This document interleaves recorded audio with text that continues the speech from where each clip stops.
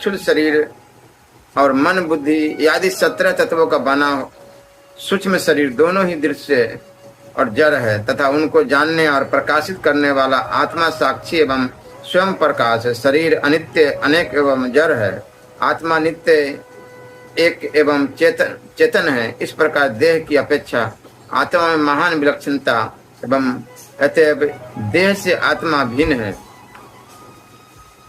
जब आग लकड़ी में प्रज्वलित होती है तब लकड़ी के उत्पत्ति, विनाश, बड़ाई, छोटाई और अनेकता आदि सभी गुण वह स्वयं ग्रहण कर लेते, परंतु सच पूछो तो लकड़ी के उन गुणों से आग का कोई संबंध नहीं। वैसे ही जब आत्मा अपने को शरीर मान लेता है तब वह देह के जड़ता, अनित्यता, स्थूलता, अनेकता आदि गुणों से सर्वथा रहित होने पर भी उनसे युक्त जान पड़ता है।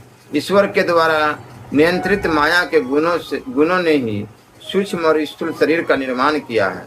जीव को शरीर और शरीर को जीव समझ लेने के कारण ही स्थूल शरीर के जन्म मरण और सूक्ष्म शरीर के आवागमन का आत्मा पर आरोप किया जाता है। जीव को जन्म मृत्यु रूप संसार इसी भ्रम अथवा अध्यास के कारण प्राप्त होता है। आत्मा के स्वरूप का ज्ञान होने पर उसकी जड़ कट जाती है। प्यारे उद्धव, इस जन्म मृत्यु रूप संसार का कोई दूसरा कारण नहीं, केवल अज्ञान ही मूल कारण है। इसलिए अपने वास्तविक स्वरूप को, आत्मा को जानने की इच्छा करनी चाहिए।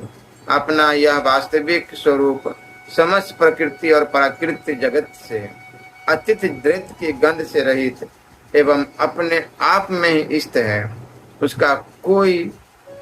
उसका और कोई आधार नहीं है। उसे जानकर धीरे धीरे स्थूल शरीर, सूक्ष्म शरीर आदि में जो सत तत्व बुद्धि हो रही है, इसे कर्मश मिटा देना चाहिए। यज्ञ में जब अग्नि मंथन करके अग्नि उत्पन्न करते हैं तो उसमें नीचे ऊपर 2 लकड़ियां रहती है और बीच में मंथन काष्ठ रहता है। वैसे ही विद्या रूप अग्नि की उत्पत्ति के लिए आचार्य और शिष्य तो नीचे ऊपर की अग्नियां हैं तथा उपदेश मंथन काठ है। इनसे जो ज्ञानाग्नि प्रज्वलित होती है वह विलक्षण सुख देने वाली है। इस यज्ञ में बुद्धिमान शिष्य सद्गुरु के द्वारा जो अत्यंत विशुद्ध ज्ञान प्राप्त करता है वह गुणों से बनी हुई विषयों की माया को भस्म कर देता है। तत्पश्चात वे गुण भी भस्म हो जाते हैं जिनसे कि यह संसार बना हुआ है। इस प्रकार सबके भस्म हो जाने पर जब आत्मा के अतिरिक्त और कोई